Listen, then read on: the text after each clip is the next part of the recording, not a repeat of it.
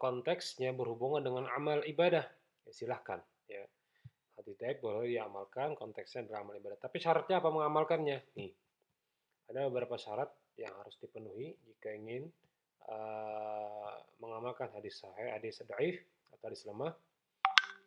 Yustahabu fi fadailil a'mal, boleh saja dianjurkan, bahkan dianjurkan jika berhubungan dengan fadailil a'mal atau kelebihan-kelebihan dalam amal ibadah. Ya, artinya dalam amalan, hukum baca ini, baca itu, ya kan? Boleh saja.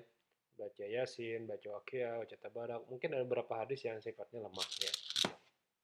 Atau ziarah ini, ziarah itu, ya konteksnya dia membaca Yasin di kubur dan sebagainya ya. Nah, mungkin Anda bisa cari nanti di cari hadis.com apa kekuatan sanad hadisnya ya. Yang pertama, yakuna dha'fu ghairu syadidin. Tidak boleh dhaifnya itu bersengatan dhaif, artinya tidak boleh terlalu parah dhaifnya atau lemahnya. Yang kedua, tidak boleh ada hadis yang ada hadis yang memperkuat konteks hadis tersebut. Yang ketiga, tidak diyakinkan subutnya atau tetapnya. Jadi bukan juga dikatakan ini hadis wajib kita amalkan, tidak juga. Tapi konteksnya adalah al-ihtiyat, bal yu'taqadu al-ihtiyat. Tetapi dia mengiktikadkan, dia meyakinkan bahwa dia harus berhati-hati dalam meriwayatkan hadis atau mengamalkan hadis dhaif ini. Artinya ada niat kehati-hatian ya. Apa niatnya? Mungkin mengamalkan hadis dhaif yang sifatnya amal ibadah atau amalan atau doa-doa bacaan-bacaan, sifatnya adalah untuk menjalankan sunnah Rasul. Pertama niatnya mungkin, yang kedua karena konteksnya adalah hadis, yang ketiga bahwa kita menjaga atau berhati-hati dalam mengamalkan hadis dhaif ini. Artinya ihtiyatan, bukan mengatakan ini hadis sahih, jangan juga ya. Sementara jika hadisnya palsu nih, jika hadisnya palsu la yajuzu ila ma bayani wadhi. Sementara riwayat hadis palsu kan boleh. Mengamalkan hadis palsu apalagi, meriwayatkan saja tidak boleh, apalagi meriwayatkan ya. Baik. Kita lanjutkan materi yang kelanjutnya. Hadis mu'allaq ya, hadis mu'allaq atau secara bahasa ismun maf'ulun min allaqa syai'u bi syai'i aina tahub wa rabatahu, artinya menggabungkan atau menggantungkan ya. Nanti Anda cari di internet apa itu hadis mu'allaq dalam versi bahasa Indonesianya ya. Wastilahan ma huzifa min mabda'i isnadi rawin fa aktsara 'ala tawali. Apa atau riwayat yang dibuang dari awal sanatnya sampai akhir secara berurutan. Jadi tidak ada sanatnya ya. Kalau bisa kita gambarkan seperti ini ya. Nah, kan riwayat itu ada misalnya riwayat 1 dari 2 dari 3 dari satunya dari Nabi ya. Dari Nabi dari 1, 2, 3 dari 4 dan seterusnya ya. Nah, ini namanya sanad kan ya? Sanad. Ini namanya sanad ya. Nah, matannya adalah isinya ya kan? Matan itu adalah isi. Ingat, matan bukan mantan. Ini salah paham nih. Nah, tiba-tiba apa itu hadis mu'allaq? Ya. Tadi apa? Dibuang dari awal sampai akhir secara berurutan. Ya. Apa yang dibuang? Sanatnya. Tiba-tiba, misal saya menyebutkan bahwa Abu Hurairah bersabda apa dari Imam Bukhari misalnya. Ya, dari Imam Bukhari menyebutkan dari Nabi. Nah, apakah Imam Bukhari ini bertemu dengan Nabi? Tidak. Tapi beliau menghapus, bukan imam satu aja, kita jangan sebutkan nama, kita sebutkan saja X. Dari Nabi SAW bersabda, ya, bersabda. Nah, padahal X ini tidak pernah bertemu dengan Nabi. Sementara ini ada rentetan sanatnya. Ini ngarannya mu'allaq hadisnya, atau hadisnya dibuang. Ya, mu'allaq istilahnya. Sekarang kita belajar istilah-istilah hadis saja. Ya. Yang penting kawan-kawan paham, oh ternyata ini hadisnya istilahnya mu'allaq. Udah gitu aja. Nggak usah diteliti lebih dalam lagi atau meneliti lebih lanjut apa gerang hadis mu'allaq itu, tidak perlu. Ya. Cukup sampai mengenal bagian luarnya saja. Ya. Nah, bagaimana misalnya kita menghafal hadis, Pak? Kan kita menghafal hadis langsung dari Nabi, Pak. Dari Nabi SAW bersabda. Ya. SAW bersabda. Ini hafalan, bukan riwayat ya. Nah, jadi kalau Anda mendapatkan di buku, misalnya di buku nih ya, di buku bla bla bla bla, kemudian tuliskan apa? Dari Rasulullah ya langsung ya. Mana sanatnya mana? Mana sanatnya? Makanya ketika Anda nulis pun deskripsi tanya sanatnya mana. Nah, maka biasanya jika buku-buku itu kredibel atau bagus atau relevan dalam ilmu pengetahuan, wajib hadis tersebut, nah, hadis tersebut ada sanatnya. Ya, seperti yang kawan-kawan tulis di 40 hadis ada sanatnya. Ya. Nah, sanat di sini kadang, nah ada yang simple. Simpelnya apa? Satu, pakai footnote. Misalnya di dalam kitab Imam Sahih Bukhari nomor sekian-sekian. Ini namanya bukan mu'allaq ya. Ini tidak mu'allaq. Ini ngarannya memang ada footnote-nya. Atau dia juga bukan tidak mu'allaq, tapi apa? Pakai di ujungnya rawahu h.r Muslim ya. Ya Allah. Ini menunjukkan hadis tersebut berada dalam kitab Muslim ya, Imam Muslim ya, atau Sahih Muslim ya. Nah, yang parahnya itu adalah sama dari Rasulullah tapi tidak mencantumkan referensi atau riwayatnya. Nah, kalau kita sebagai seorang muslim, apalagi akademisi, ketika membaca buku, Anda akan baca kebetulan ada hadis, maka yang kita lihat apa? Sanad dan matannya. Ya, sanad dan matannya. Ya, ada. Bila tidak ada sanad dan matannya berarti bukan tidak benar, tapi perlu dipertanyakan lagi. Ya. Ini bujur kada hadis. Ya. Jangan-jangan hadis palsu. Bujur kada. Ya. Jangan-jangan hadis palsu. Takutnya kalau kita katakan ini hadis, ternyata hadisnya palsu bagaimana? Ya. Baik, ini mengenai hadis mu'allaq.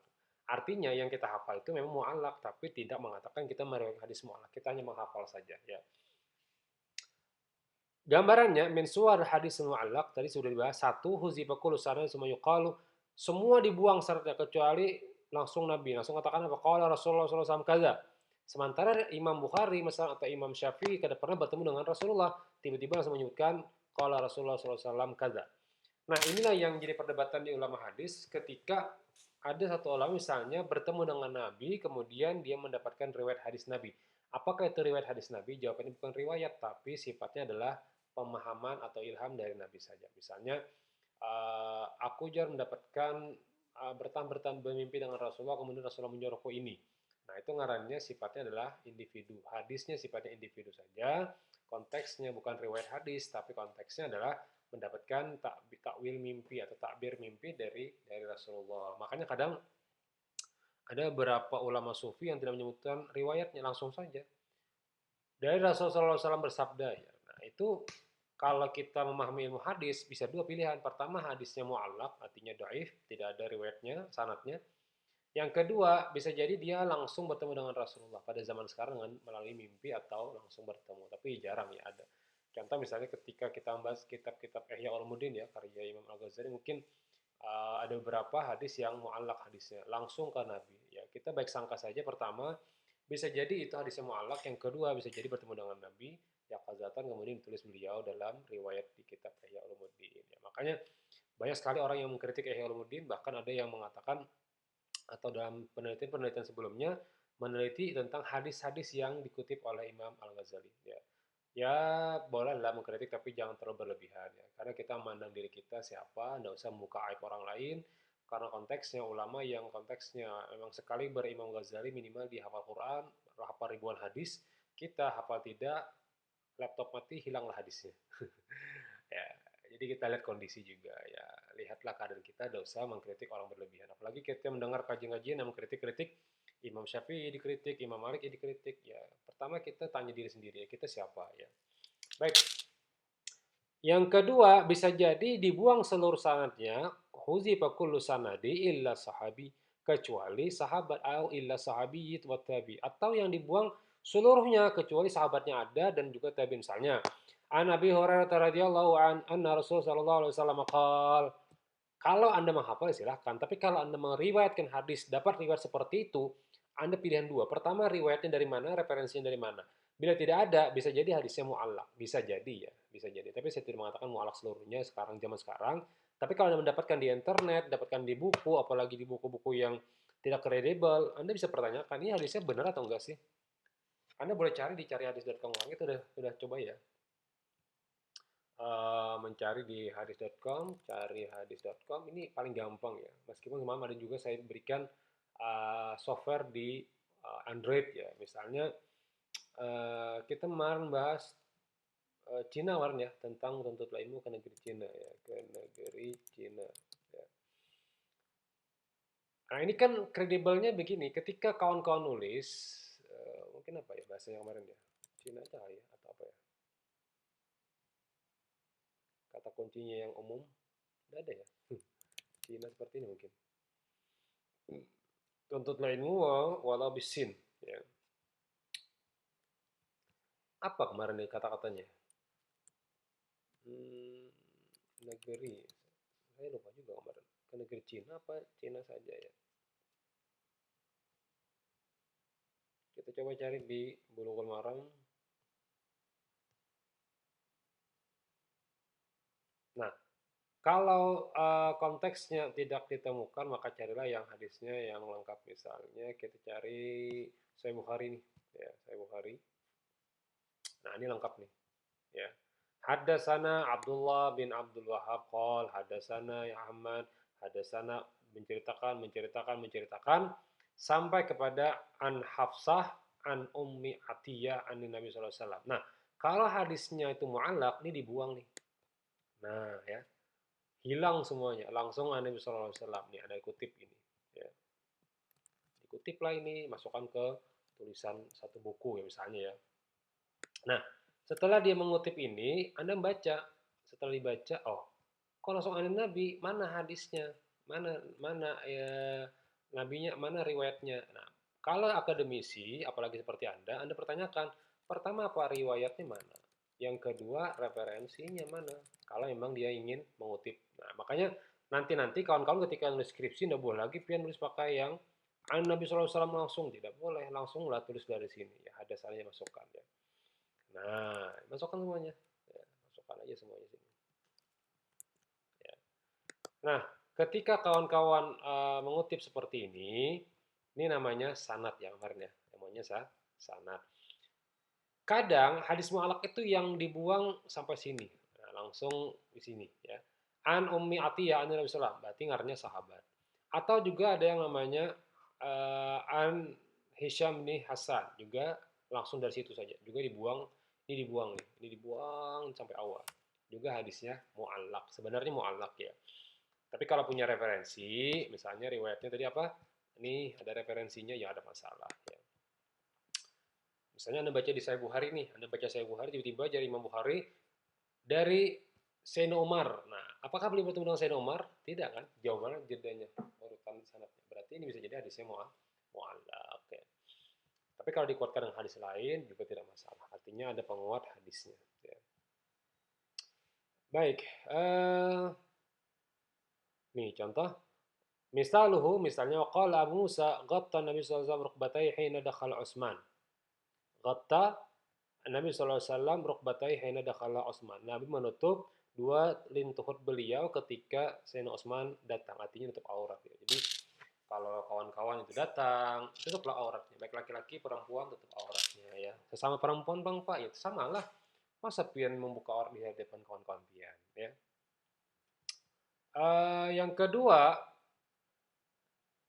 فهذا حديث معلق لأن البخاري حذف جميع إسناده إلا صحابي وهو Abu Musa al-Asy'ari. Nah, pada masa ini hadisnya mu'allaq. Kenapa? Karena Imam Bukhari membuang seluruh sanadnya kecuali sahabat yaitu Abu Musa al-Asy'ari. Wa qala Musa, sementara Imam Bukhari tidak bertemu dengan Abu Musa al-Asy'ari ya. Uh, Kemudian itu contoh hadis mu'allaq. Cukup sampai sana saja, tidak usah terlalu panjang pian meneliti. Mana referensinya Pak? Nih, ada referensinya tafsir dan sebagainya. Ya, tinggal pian buka referensi kitabnya, juz 1 halaman 219 atau ini halaman 68 sampai 73 ya. Baik, kita lanjutkan di part ketiga.